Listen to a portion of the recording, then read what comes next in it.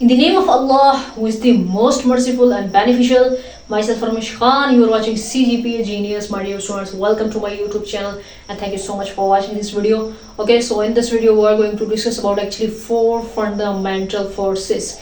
In previous lecture we have discussed about types of forces, जिसमें हमने contact forces को देखा था और non contact forces को देखा था. इस वीडियो में हम कितनी टोटल 4 फंडामेंटल फोर्सेस को डिस्कस करने जा रहे हैं. प्रीवियस लेक्चर में बच्चे मैंने वैसे डिटेल से ग्रेविटेशनल फोर्स पढ़ाई थी, जिसमें ग्रेविटेशनल एक्सेलरेशन को भी देखा था. ग्रेविटेशनल फोर्स क्या है, ग्रेविटी क्या है, इसके रिलेटेड एमसीक्यूज कितने बन सकते हैं और जो है वो शॉर्ट क्वेश्चंस किस तरह से आ सकते हैं, वो हमने डिटेल में डिस्कस किया था. आपने सर्च कर लेना है gravitational force by CGPA genius, या फिर मैं इस वीडियो के डिस्क्रिप्शन में लिंक दे दूंगी. लेकिन परेशान नहीं हो, इस वीडियो में दोबारा हम इसको डिस्कस कर लेते हैं. ग्रेविटेशनल फोर्स क्या होती है, जमीन की कशिश सकल क्या कहलाती है, ग्रेविटी कहलाती है. ग्रेविटेशनल फोर्स भी कहते हैं उसको, ठीक है. यानी कि जमीन की जो क्या होती है, फोर्स ऑफ अट्रैक्शन, ठीक है. अच्छा, अब इस ग्रेविटेशनल फोर्स को सबसे पहले डिस्कस कर लेते हैं, ठीक है. इस ग्रेविटेशनल फोर्स को,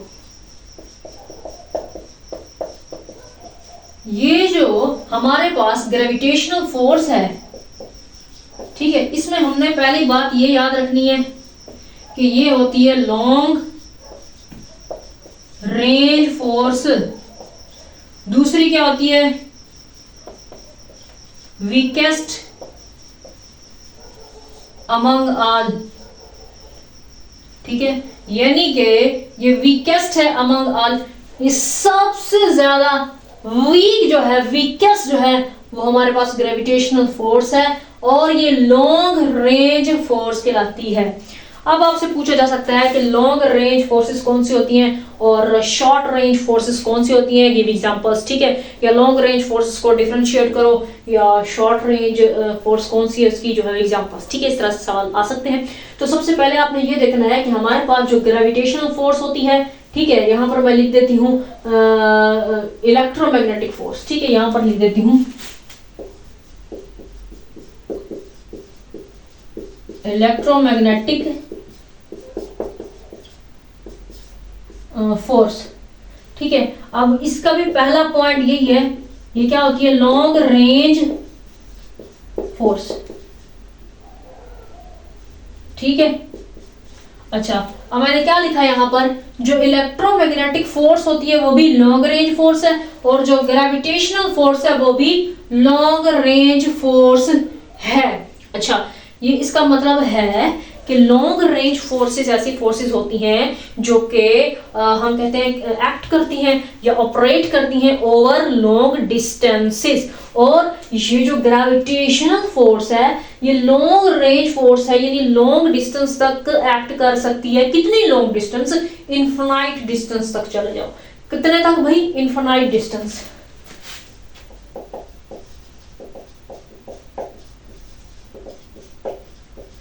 ठीक है.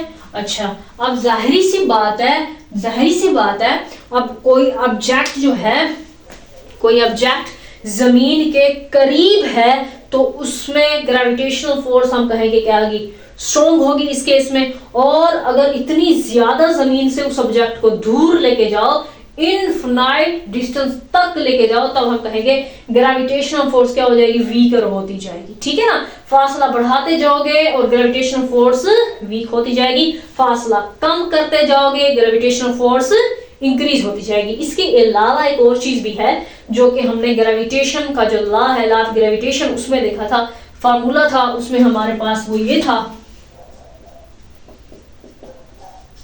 ये ग्रेविटेशनल कांस्टेंट था, ये m1 और m2 ओवर r स्क्वायर था, ठीक है ना. इस तरह से हमने देखा था.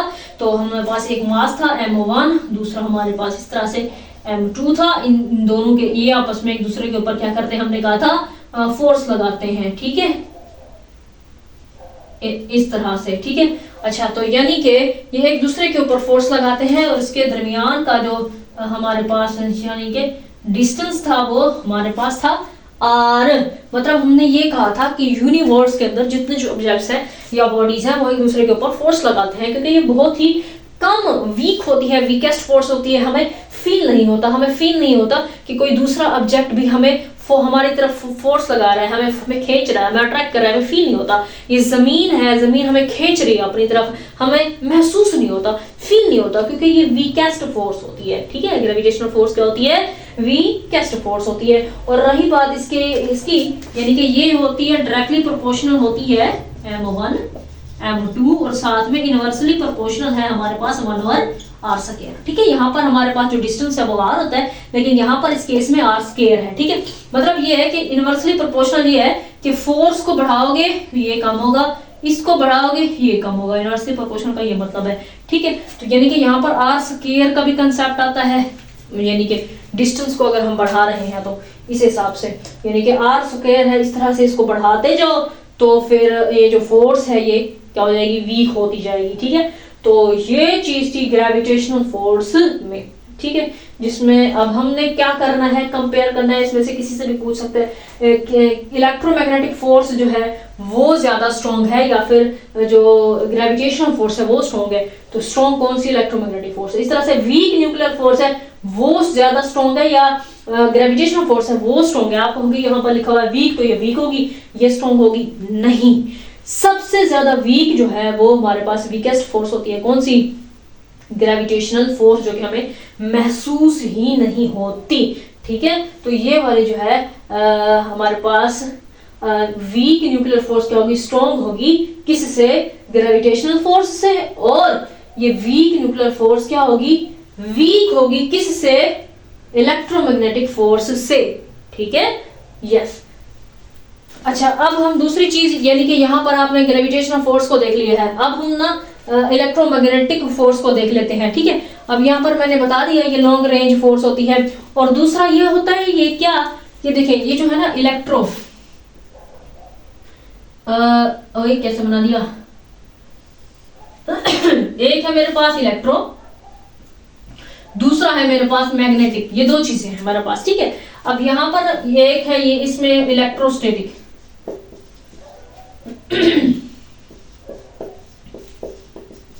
इलेक्ट्रोस्टैटिक्स के अंदर होंगे चार्जेस, चार्ज्ड पार्टिकल्स,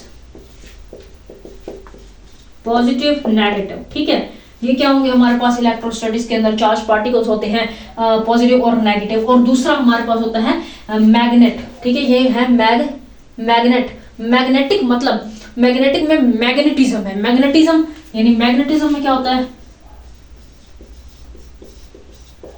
मैग्नेट्स। ठीक है, तो मतलब इसमें क्या हो गया हमारे पास? मैग्नेट्स में साउथ पोल होता है, नॉर्थ पोल होता है। ठीक है ना, ये चीजें होती हैं मैग्नेट्स में। मतलब एक मैग्नेट बना के दिखा देती हूं मैं, एक इसका साउथ पोल हो गया, एक इसका नॉर्थ पोल हो गया। ठीक है, अच्छा, तो यानी कि यहाँ पर हमारे पास हम बात करें इलेक्ट्रिसिटी और मैग्नेटिज्म, उन दोनों का आपस में इंटरेक्शन। ठीक है,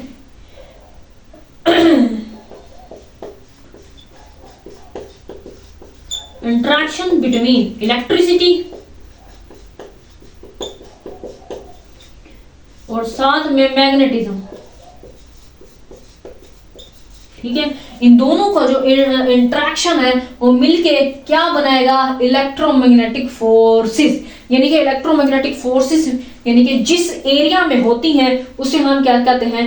इलेक्ट्रो। ठीक है, यानी कि वो मैग्नेटिक फील्ड, मैग्नेटिक फील्ड क्या होती है? Magnetic field. और होती है इलेक्ट्रिक फील्ड, इलेक्ट्रोमैग्नेटिक फील्ड।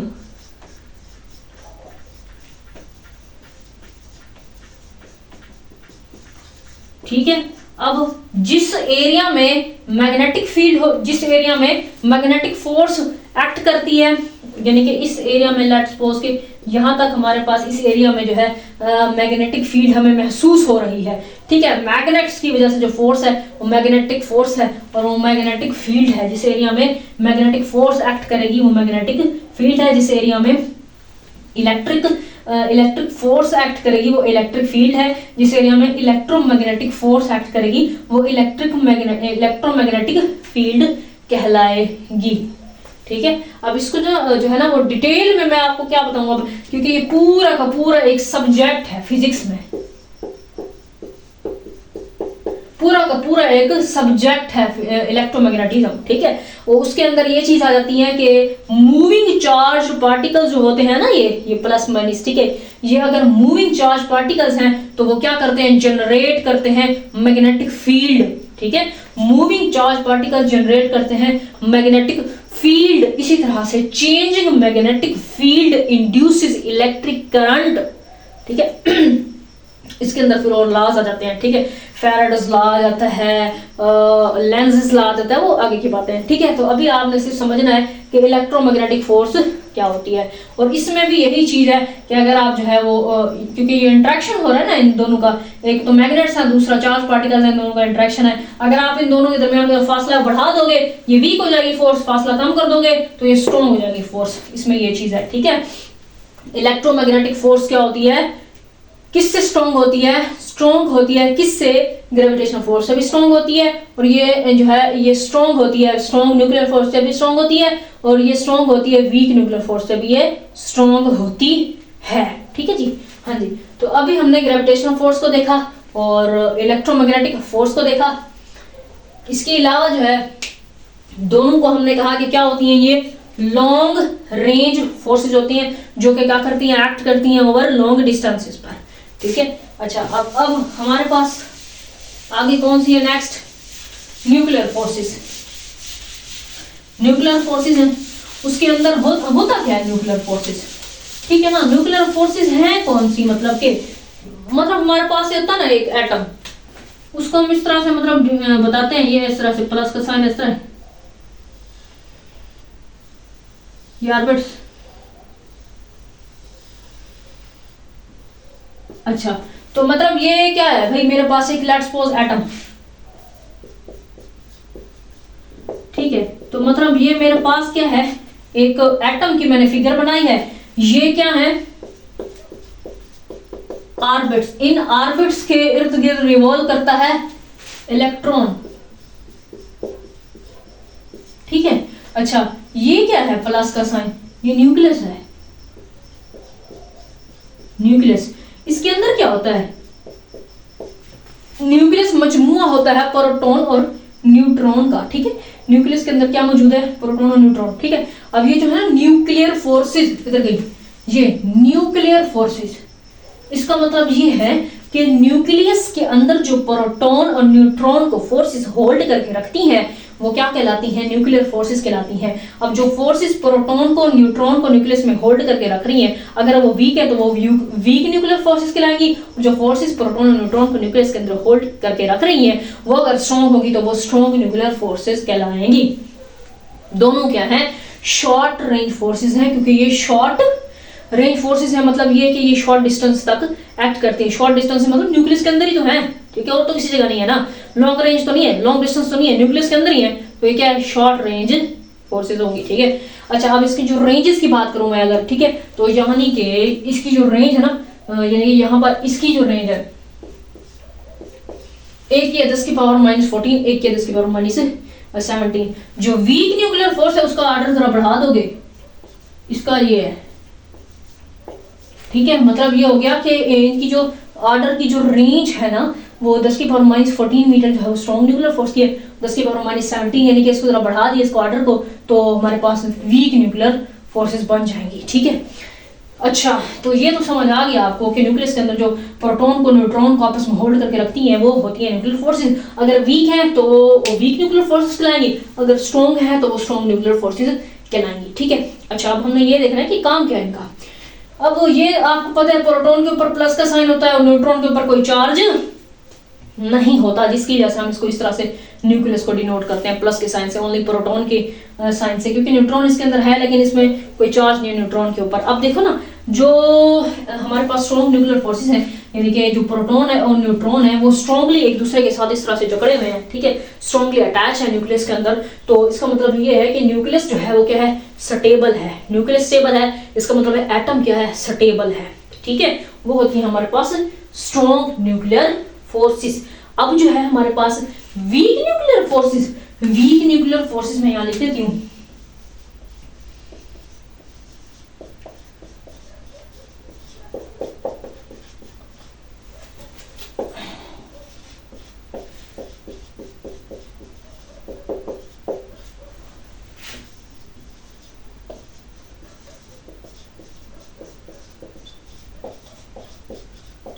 अच्छा, अब मैंने यहाँ पर लिख दिया जो वीक न्यूक्लियर फोर्सेस होती हैं वो रिस्पॉन्सिबल होती हैं for radio active decay.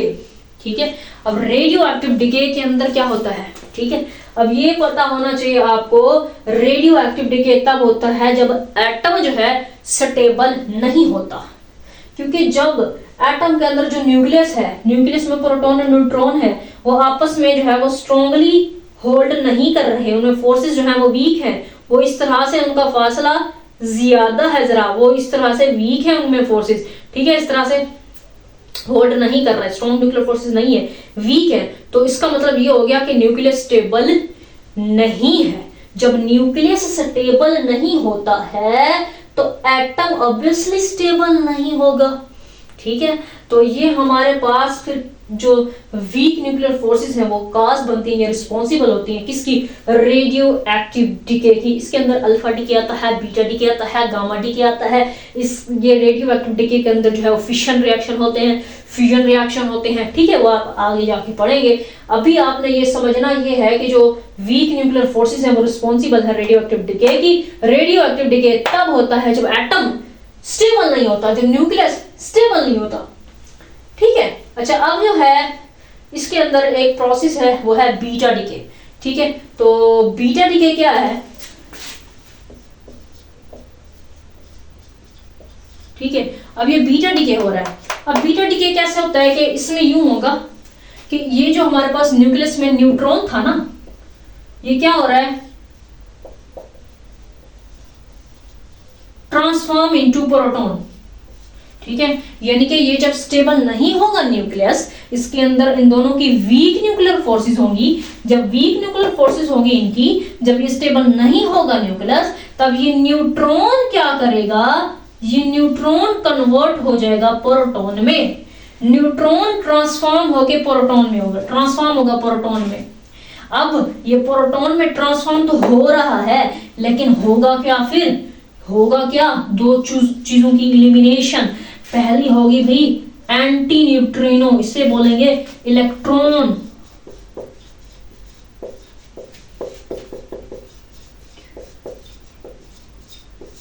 Okay, तो मैंने क्या लिख दिया, इलेक्ट्रॉन एंटी न्यूट्रिनो। ठीक है, अनचार्ज पार्टिकल।